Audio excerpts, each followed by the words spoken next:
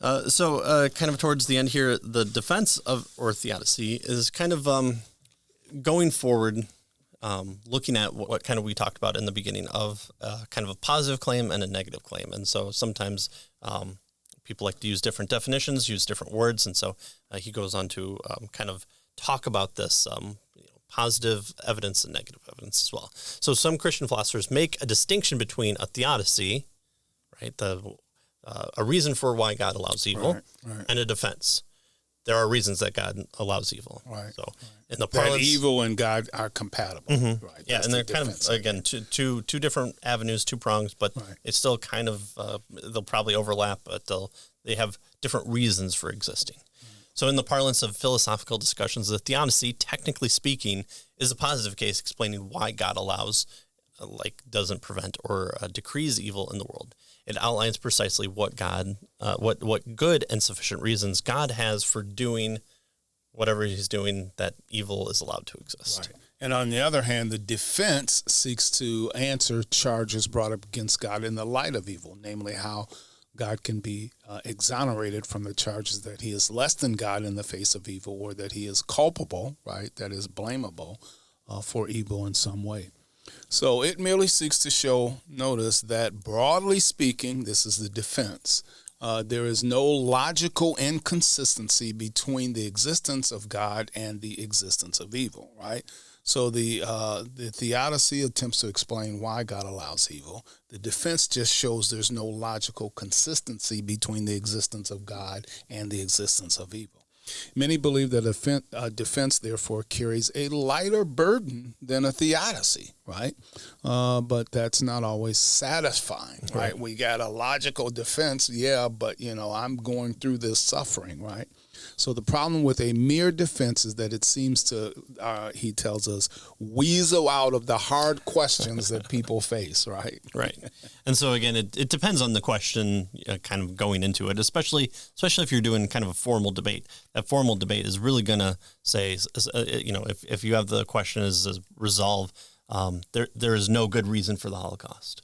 Okay, well, then the positive claim by the other opponent is I have to provide all the reasons why that to be the case, that there is no good reason. I would say that takes a lot to do, even from it. You're almost proving the negative in that capacity. Yeah, so all I have to do coming into it is argue either against all your positions or give you one good reason for why it could be the case, and I can win the debate. But winning the debate is not always winning the audience, and so that's why Christensen, I think, has probably more focused on the theodicy part of things. Now, it could be that some uncertainty exists about God's reasons for purposing or permitting evil. Perhaps the Bible is altogether silent on the question. He says he hopes to argue later that the Bible is not silent, and we'd probably agree with him there. But we should not be presumptuous. He says he believes that the Bible makes the case for a broad, all-encompassing theodicy, but this doesn't mean that such a theodicy answers every question that arises, especially when it comes to specific instances of evil. And so, if you're saying, well, why did the flood happen? Okay, we could probably point to Scripture, the revealed will of God, to say, here's the reasons why the flood occurred, and say it wasn't gratuitous evil, and also that it the greater good outweighed the evil. And so we could probably make the case for that from God's revealed will. But something like, why did I stub my toe today of all days when I didn't want my toe to hurt? Well, I'm going to have a harder time pointing to you to a reason, because maybe 22 years down the line, you're going to remember that corner of that house that you're like, oh, I stubbed my toe on. And you need to run to save a burning bus full of nuns, and you need to put it out, and you not having stubbed toes will help you do that. That's right. You avoid the stubbed toe. So 22 years later is how I can point to you, but I can't point to you the next day. Right. Because I have to wait 22 years. Make it so hard on me to prove the existence of good and evil. Right. And so he says here, in wrapping up this particular chapter, he says, in either case, the response to evil, that is, the defense or the theodicy, to be explored, he says, in the coming chapters of his book, he's going to use the term theodicy and defense somewhat loosely and interchangeable, right?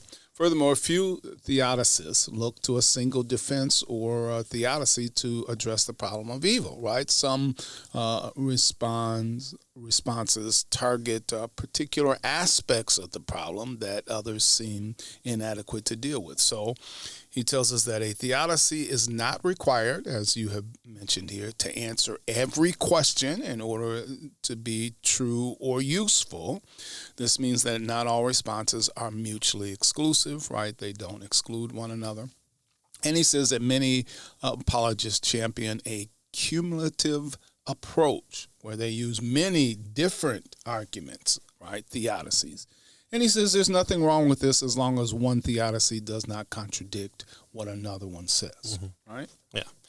I probably would put another stipulation on there is if it's at the very least not explicitly denied in Scripture, but probably the best one is that it's supported with Scripture, because we're making not just a general case for a general God, we're making a specific case for a specific God, and that's the God of the Bible. So. Yeah.